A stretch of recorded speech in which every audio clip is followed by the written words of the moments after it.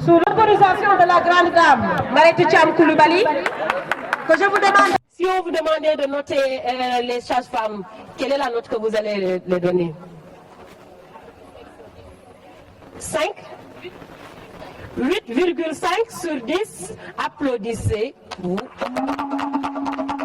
Machallah, docteur Fatou Bintou nee na kon kontaan na ci waa maternité kon yéen li leen jàngal li leen professeur jàngal ak ami jiite muni na defe naa ni tey tari ngeen ko fi kon dafa mel ni bés bi kon ala daw mel na dañ leen doon nat docteur Fatou Bintou wax na ma ko ci suuf ne ma damay xool ndax waa Thiès ñoo gën a aay waa Dakar loolu nga ma wax kan moo gën a aay waa Thiès aay nañ kon tàccuwaat leen seen bopp bu baax a baax wax waa Thiès. Alors nous allons poursuivre maintenant le programme avec des allocutions. Le mot de bienvenue de la présidente des sages-femmes de Thiès, Madame Mounina Wade, suivi du mot du docteur Fatou Bintou Niang, et de monsieur Mamadou Lamine Cissé, professeur Cissé, suivi du mot de la responsable du département de la maternité, la grande dame Marietou Thiam Koulibaly. Et ensuite, nous aurons les témoignages de la première récipiendaire, Madame Ndeye Aminata Djité Mangane, et c'est de la deuxième récipiendaire, Oulimata Dieye, suivi d'un sargal. Comme à l'accoutumée, les meilleurs agents 2021. Et enfin, nous allons terminer par les bonnes choses des Cissé et des Diagnènes. Voilà. Mesdames, Mesdemoiselles, Messieurs, c'est avec un honneur et un immense plaisir qu'on se réunit ici, dans cet illustre cadre, ce somptueux hôtel. Je cite, hôtel Exil. Réunis tous aujourd'hui autour des personnes que nous voulons élever au rang le plus haut de la reconnaissance. Un vin d'honneur? Oui. Un pot d'adieu? Si, ou même un sargal. Waouh, waouh. Ndeye Aminata Djité, Madame Mangane, que je vous demande d'applaudir. Mais aussi à Tata Oulimata Dieye, la vaillante, que je vous demande encore d'applaudir. Ndeye Aminata Djité, une dame, une femme de valeur. Oulimata Dieye, une dame, une femme de valeur, qui représente aujourd'hui toutes les femmes en général, que je qualifie de Khorom Tissounou. Élevons-les au-delà des firmaments. Elle ouvre une porte au paradis à ses parents étant enfants. Elle complète la moitié du dîner de son mari en tant qu'épouse. Le paradis est sous ses pieds en tant que mère. Elle, la mamie, ma tante, Ndeye Aminata Djité, femme gracieuse, j'ose le dire, et gracieusement par la grâce de Dieu, a tourné maintes fois une famille pour sauver une autre. En aidant, à donner la vie. Vous avez vécu, Ndeye Ami Djité, 21 900 jours, sans dérive, sans émoi, sous l'horloge d'Allah. Que cette aiguille tourne à partir de maintenant à tourner pour un retrait. Je ne veux pas dire retraité, mais un retrait meilleur du système de la santé. Alors, chers invités, voici de belles dames. Ces dames, yi nga xam ni dañu liggéey ngir seen réew, waaye liggéey ngir seeni askan, waaye liggéey ngir jigéen. Tombe waral ay gaaf ñu leen di honoré ci weeru mars. Mani jaraboot. Sans plus tarder, soo leen nangoo li mel wax ci seen xol, xam naa yéen ñëpp ngeen xool ngeen tàccul ma daam yi bu baax a baax. Alors, Goudina, nous allons passer aux allocutions et la première sera à ma maman chérie, la lionne, Madame Mounina Wade Fall. Professeur Marietou, chers collègues et sœurs, je vais parler de tout le personnel de la maternité.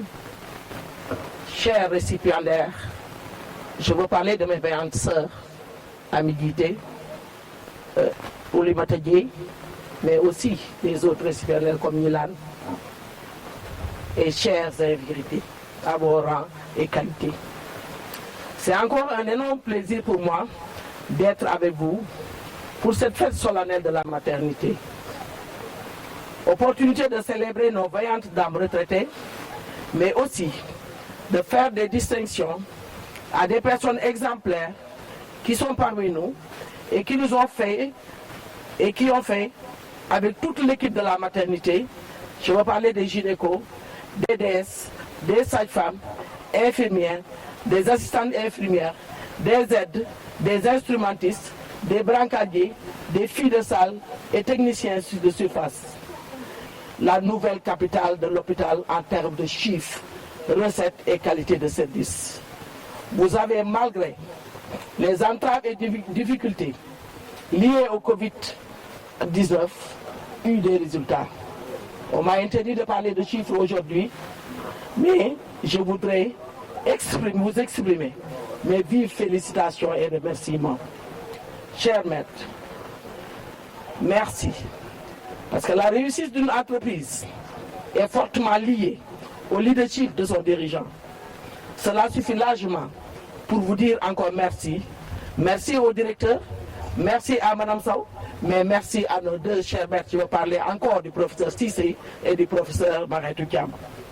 Un clin d'œil à Dr Suleiman, à Dr Lamine Cissé et aux DS qui les ont accompagnés.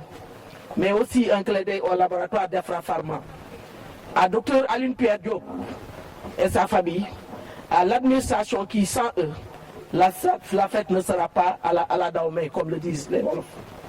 Avec la grâce de nos vaillants retraités qui sont là derrière, qui sont encore toujours avec nous, nous vous souhaitons la bienvenue et que la fête soit belle. Je vous remercie. Merci beaucoup, Madame Fall. Gatna. Bonsoir au professeur Mariétou Thiam. Bonsoir aux autres professeurs qui sont là. Je ne connais pas peut-être leur nom.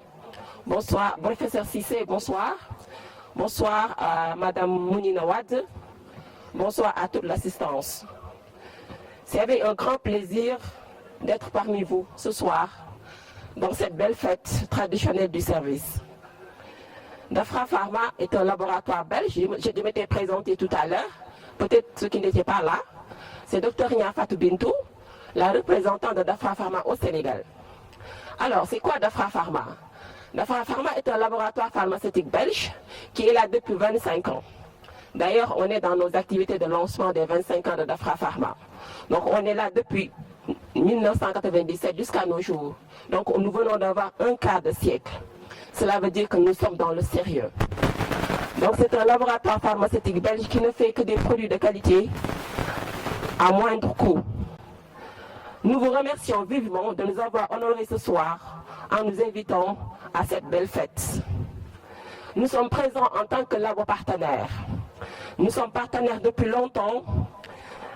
Nous avons travaillé ensemble depuis longtemps et nous vous remercions énormément pour le soutien que vous nous apportez en prescrivant les produits de Dafra Pharma. Vous pouvez compter sur nous, sur notre soutien sans faille. Tous les besoins que vous aurez pour mieux faire votre travail quotidien, n'hésitez pas à nous contacter. On vous accompagnera jusqu'au bout. Merci. Nous sommes dans le mois des femmes. Ici, je pense que l'assistance est composée de femmes. Je ne saurais ne pas vous rendre un hommage mérité à toutes les femmes ici présentes. Nous sommes les meilleures. Sans nous, le monde n'aurait pas de sens. Merci beaucoup. Nous parlons de Sargal. Dafra Pharma va profiter de cette occasion. Monsieur les invités, à vos titres, grades respectifs, nous vous saluons. Chers médecins, chers collègues, chers sages-femmes, infirmières, tout le personnel de la maternité, de l'hôpital régional de Thiès. C'est avec plaisir et joie que nous prenons la parole. Ce n'était pas prévu, ce n'était pas à l'ordre du protocole,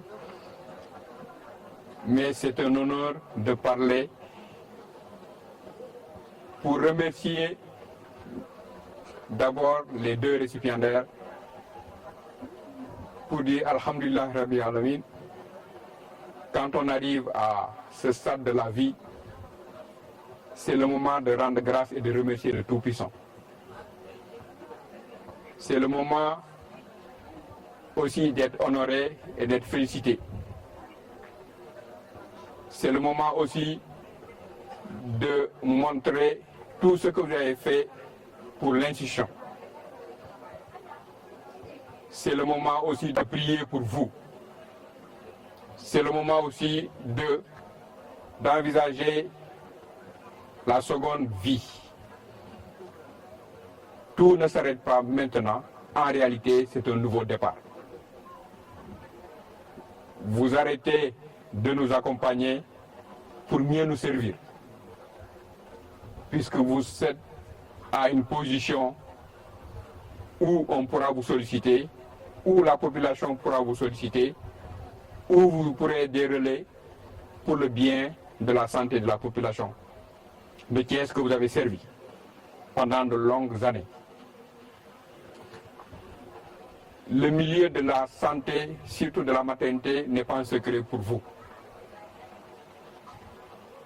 Nous vous souhaitons pour vous que ce départ soit un nouveau défi et que le bon Dieu puisse vous accorder la santé, la paix, mais surtout notre souhait et notre vœu meilleur, c'est le sutura en toute entreprise. Que vos œuvres puissent être transcrites au niveau de la maternité pour les jeunes générations à venir.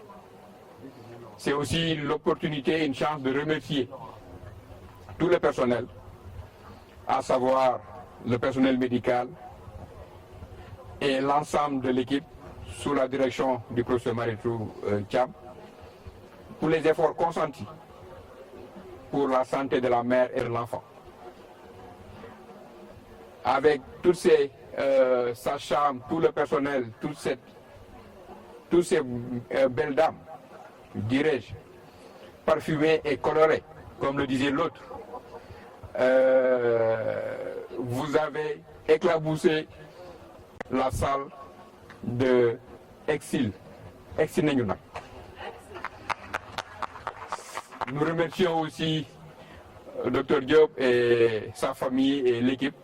Nous remercions aussi le laboratoire d'Afra d'avoir accompagné cette belle fête qui est déjà belle. Il est de tradition après de longues années, une longue année, de rendre grâce et de remercier tout le personnel. Ici, on ne parlera pas de chiffres, on ne parlera pas de problèmes, on ne parlera pas de difficultés.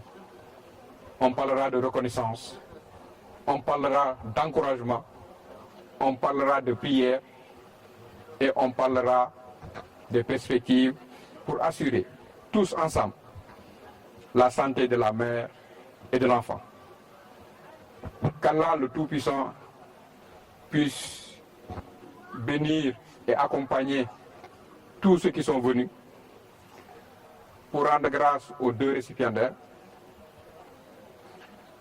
Madame Mangane et Oulimata, et pour que l'avenir soit encore rose dans ce mois des femmes, avec la couleur rose des sages-femmes, et je n'ai pas vu de rose dans cette salle, et que la rose et l'avenir soient avec nous.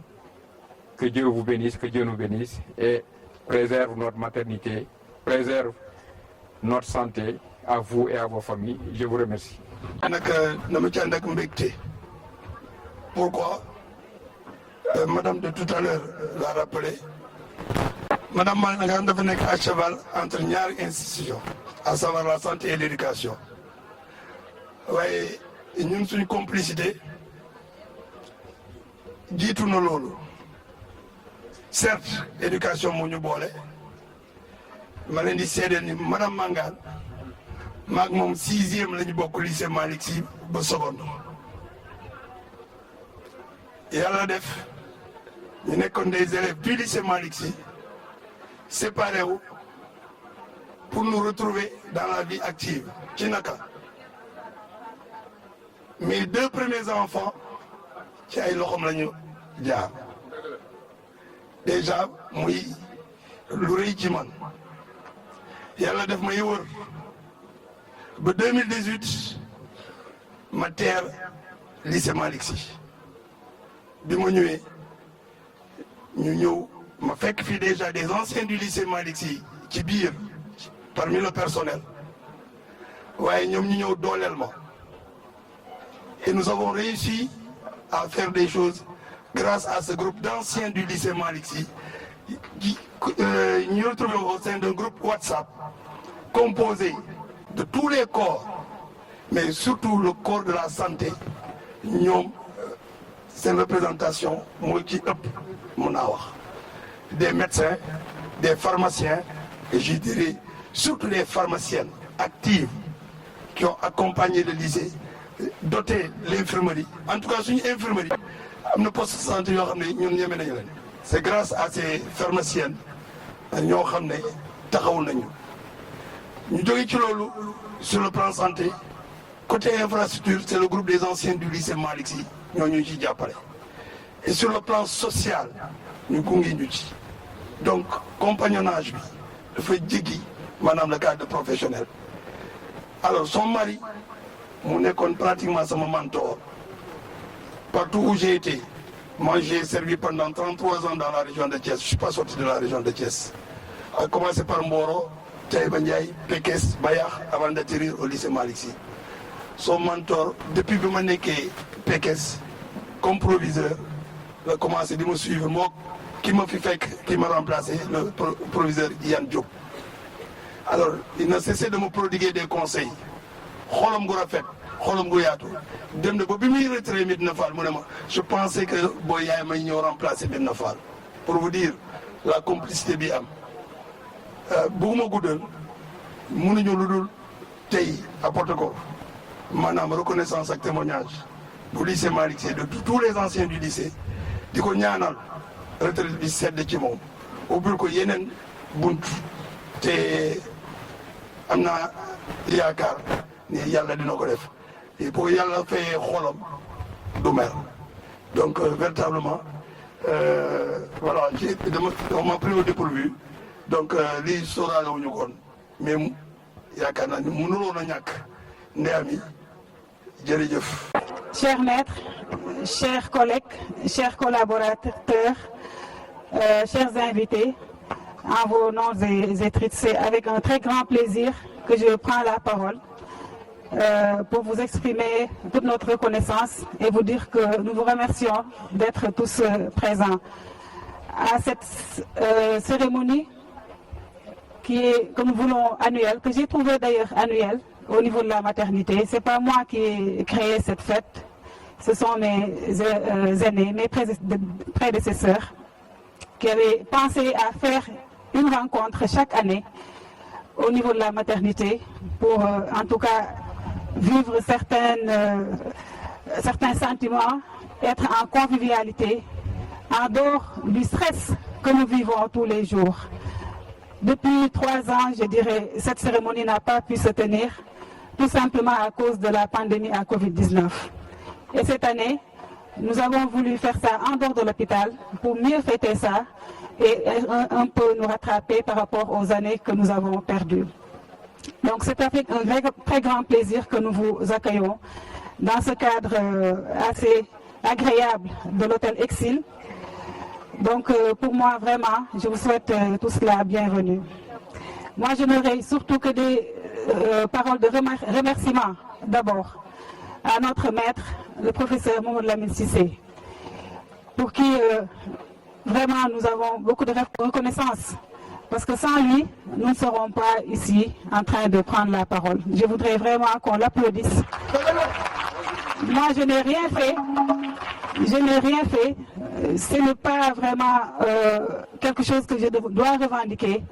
Tout ce que nous avons pu faire au niveau de la maternité, tout ce que nous avons eu en termes de performance, mais également en termes de prise en charge de qualité, c'est grâce à lui.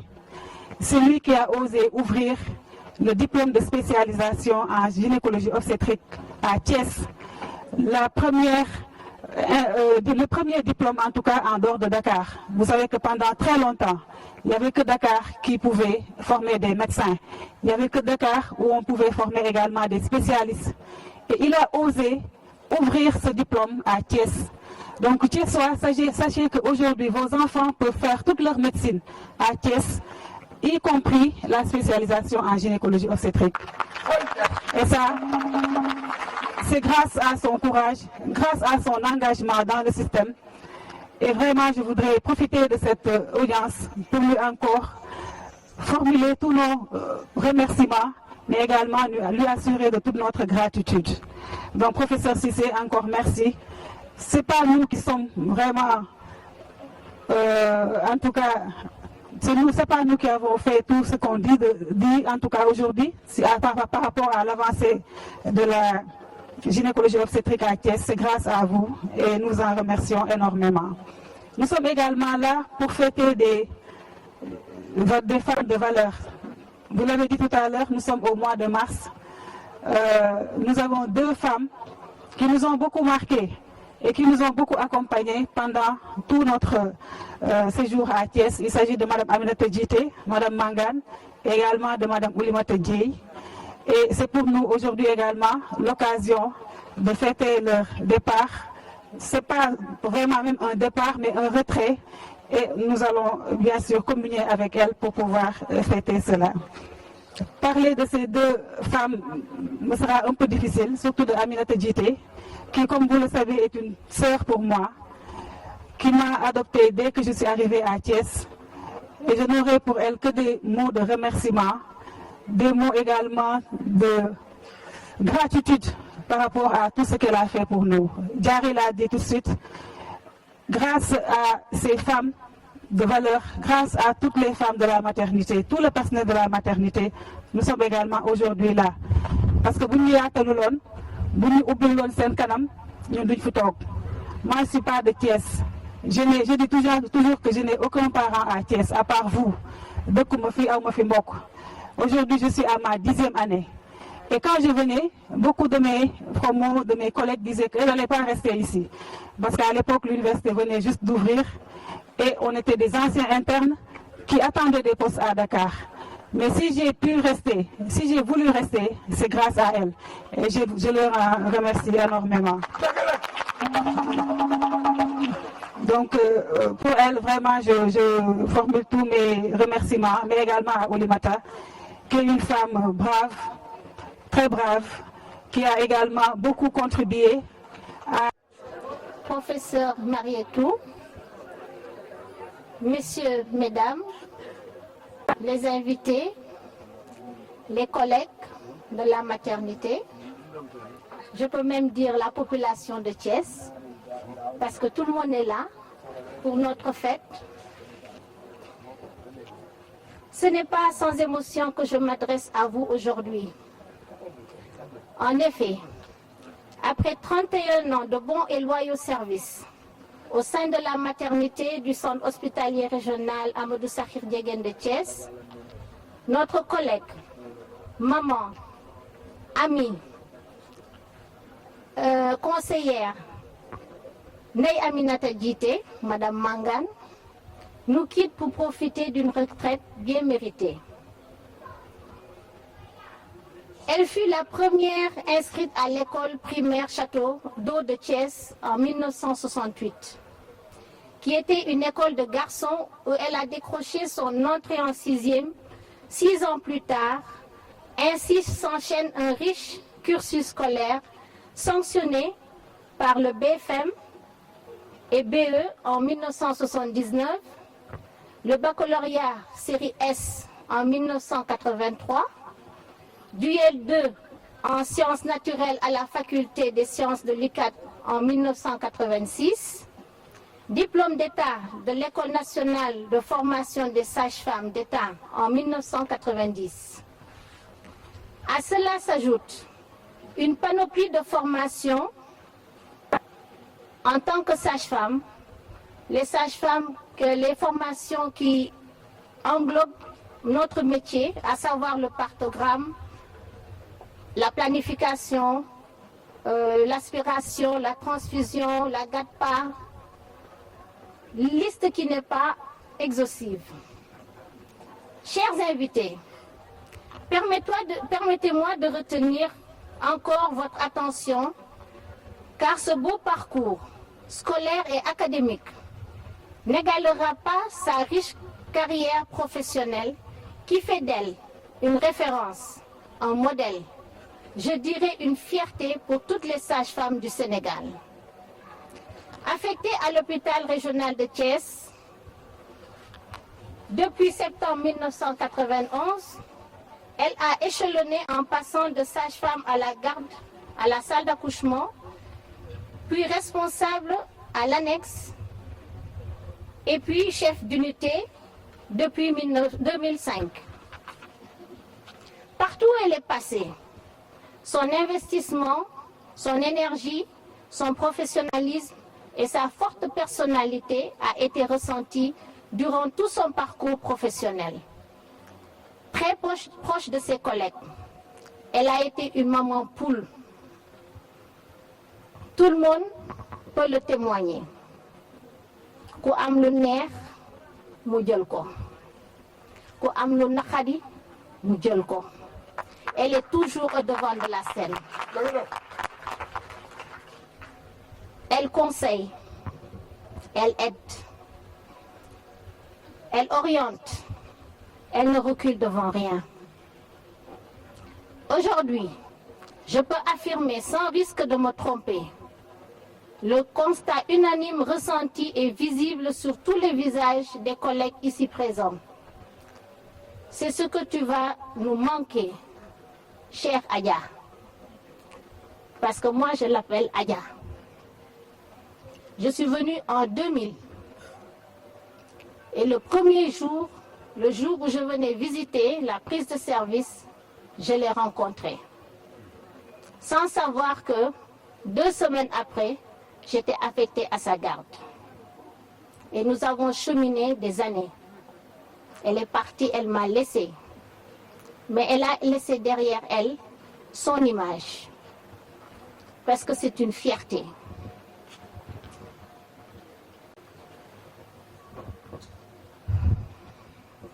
Permettez-moi de vous remercier pour tout ce que vous avez apporté dans notre chère maternité. En qualité de votre encadrement, en discipline et autorité toujours distillée avec souplesse, en rigueur des devoirs, en richesse des relations, avec non seulement les collègues, mais aussi les patientes et les familles. C'est dugg yi ba ma sante yàlla nag mooy ma am sœur mu bokk ca ñooña muy Ndeye Amy Djité lii ñu fi wax jéggaanewu ko de ay ko xam baayam Mamadou Djité ca watu Djité ñu ko daan wax Djité Mansour ca watu Alaaji Mansour nga xam ne lu Alaaji Mansour doon dogal Tiwaawan ci loxo baayam bële Amy Djité ci la dogale ku xam yaayam mi nga xam ni it moo ma uuf ñu tudd ma man mii yaayu Abi Djité mii moo ma uuf man Cheikh Tidiane Djité ñu tudd ma sama nopp bañ koy fli Cheikh Tidiane Djité ci penku yaayu Amy Djité ci laa nekkoon moo tax ba mu ñëwee ni dama feebar mënumaa dox ma ne ko man mu wër àddina bi yëpp nga uuf ma tudd ma da ngay dox de faaw nga dox te loolu la ko yàlla defee waaye ma leen di wax ni la famille Djité gàcce nga laa ma ci Amy Djité ñu ngi lay sant di la gërëm rusuloo woo ñu gàcceloo ñu mënoon ngaa nekk ci hôpital bi sant Djité bu ñu nee Djité rek ñu tudd Alaaji Ousseynou Djité ndaxte lim ci liggéey ci wàllu l'islam waaye bu ñu nee Amy Djité am nga ordonnance wala amoo ordonnance boo ñëwee ci Amy Djité mu sedd guy mbokk yi yëpp nag ku toll ci diggante boobu ci famille bi boo demee ci Amy Djité mu sedd guy kon Ndeye Amy yàlla na yàlla barkeel la daan naa ko wax nag ci sa sëriñ bu màgg boobu nga xam ni sama idole laa koy waxee sama xarit sama lépp muy Abdallah Mangane ba mu fii dem retraite ma wane yoon wi fële ca conseil régional bisam booba kenn du ko fàtte professeur u Thiès yëpp taxaw di ko sargal ma ne ko waaye ay waay borom xam-xam yaa ngi dem man bala maa dee rek à l'âge de 60 ans rek xale yu ndaw ñu naan leen dem ngeen retraite waa mais 60 ans nekk xale bu ndaw fees jàll sa bopp bii ñu naan la dem nga retraite ngay dem toog ca kër ga waaye loolu musiba la waay kon boog war nañ cee sàkk pexe ma ni leen ci pays yu mag yi boo demee moins de 65 ans duñ la jox poste de responsabilité ndaxte xam nañ ñooñu ñooy tabax réew waaye xale bu ndaw ci 55 ans 60 ans ñun la dem nga retraite yaa ngi bàyyi koo xam ni fees na dell ak expérience te boo moytuwul da koy tuur feneen kon boog loolu gàcce la wala loolu tam problème la rek waaye du gàcce sax waaye li am solo rek mooy famille bi kontaan nañu ci yow. qui est un symbole imaam a ngi ni toog nekkuñu di jaawale wala di def loo xam ne lu ñaaw dañuy rafetal te rafetal nag ci ay symbole la lii symbole la ku gis lii xam ne lu weex la mu teg ci liñ ci ràññee maternité au nom de la maternité merci madame Mangane Ndeye Aminata Djité. Sous vos applaudissements. Monsieur mettez loxo bi ñun ñaar ñu tegandoo ko ndax lépp yow la yàlla na sunu borom fay si ni nga ko taxawee wàccee jàmm ji ak sutura bi yëpp si biir njaboot bi si dernier rasulullah sallallahu alayhi wa sallam alhamdulilah li ngay defal lii nag defal na ko ñëpp ku doon def maternité moo doon jiitu moom ak sa sœur ñoom ñaar les deux amazones maanaam ñoom ñooy yore woon maternité bi te tey nag destin baa ngi nii nag waaye nag moo ñu agsi incha allah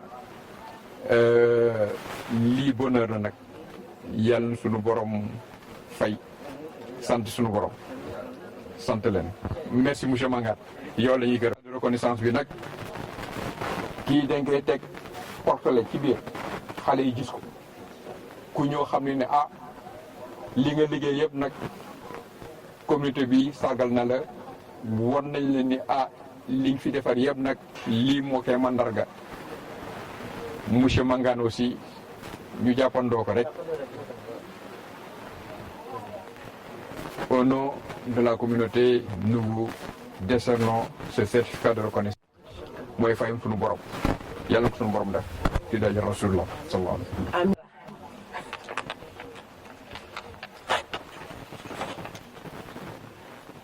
Ange gën naa laa bëggati waaye sama nijaay ji nga ci def nii rafet macha allah tàccu leen lii Ange fii nga fël nee na ca ordre national du lion ba Ange bien inspiré nee naa yow Ange ga Ange kay photo trop beau ndax tellement dañu nekk ay complice màkk lay doon te yéene nañ la lu ko ëpp awan akal waa paasu màkk lañ la war a jox tey taa jama lu yàgg yow sœur nga leur mamie machallah photo de famille s'il vous plaît c'est bon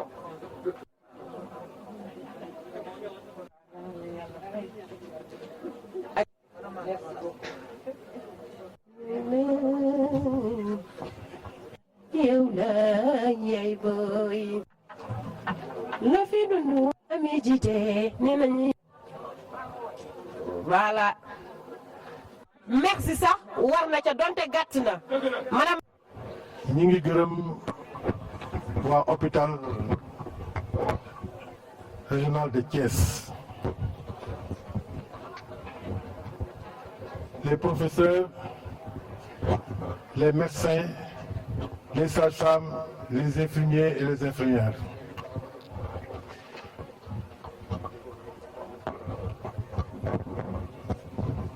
je vous dis merci en tant qu'ami, en tant que mari de Aminata Djité. On vous dit merci. mënuñu leen a fay ci teraanga bu rëy bii ngeen ñu defal. lii mooy la consécration. bëgg démb rek fan yi lañ demoon Dakar ñu jox ko benn bu ngeen doon wax naan fii benn grade muy ordre national du mérite. bi ñu demee foofu wax dëgg yàlla ñoom tamit teral nañu yéen waa hôpital régional de Thiès ñun amuñu seen fay parce que ngeen téye sama soxna gis naa ko bu baax yéen ñëpp du plus grand chef au plus petit donc merci mais duma bàyyi arrêté te waxuma ak ñaari proviseurs yi nekk fii te ñoom ñaar ñëpp ku njëkk bi Badji monsieur Badji nekkoon proviseur lycée Malick Sy. Badji Fall daal koy remplacé Fall aussi était un ancien élève du lycée Malick Sy te ñoom ñaar yëpp nekkoon promotionnaire u Adja. Badji daf lay wax mentor parce que tout simplement man ak moom dañ doon collaborer di xool nan lay mën a gën a rafete suñu gestion administration yi c'est-à-dire gestion lycée yi loolu lañ doon def ba yàlla defal nañu ci jàmm ba moom tamit jël na retraite am. Daouda Fall nag moom sama élève la woon proviseur Daouda Fall mu ñëw nekk proviseur moom tamit def comme Badji bala muy def dara laaj ma ñu waxtaan ci kon ñoom tamit maa ngi leen di nuyu leen sant di nuyu xaritu Adja yi mënuma tudd tur yi parce que su ma tuddee tur dina am ñu ma fàtte ñu ngi yëpp ñëpp ngi ni toog ñu ngi leen di gërëm ci yéen seen relation yi ni mu rafetee ak ni ngeen bëggee madame Mangane donc loolu daal laa ne woon dinaa ko fi wax aussi tamit loo xamante ni mooy suñu waa kër la maison la famille tout le monde est là ñëpp fi nekk sama frère yi sama sœur yi sama jabaru frère yi suñu tante yi suñu dëkkandoo yi ñëpp ñëw nañ yéen tamit amuma seen fay donc jaar yi sama fille ma fille Diary, elle a raison, hein? C'est ma fille. Je l'ai rencontrée à Ngoundiane. J'ai trouvé une femme. sallallahu alayhi wa sallam. maa ngi nuyu ñëpp di gërëm ñëpp li ko dalee ci directeur hôpital lay wax teg ci waa maternité professeur Lamine Cissé. professeur Mariette nag moom il faut ma taxaw tuuti ci moom ngeen may ma ko ndaxte da di xale boo xamante ni ku neex a nekkal la dafa xam mag respecté doomu aadama fonk doomu aadama dañ ko naan bu ñu ñëwee di ma laaj dañ naan ma an sa doom loolu lañ may wax tellement ni mu attaché woo ci man suba gu xëyee dina ñëw sama bureau bu ma gisul dina ma woo foo nekk gisuma te loolu lépp cafeel bu mu am ci man xëy na moo tax muy def lépp loolu xëy na nag moo xam ni mu gis ci man wala tamit yàlla mooy boole xëy na yàlla moo ñu boole ba suñu relation yegg foo xamante ni dem na ba ci famille yi professeur Mariette maa ngi lay ñaanal foo bëgg a yegg yàlla na nga fa yegg yàlla bu la cat jiitu yàlla na nga lépp seddu guyu ba ma jógee ci loolu il faut ma gërëm sama rakk mooy kan mooy madame Fall mu nii na monsieur Mangane daf maa jàppale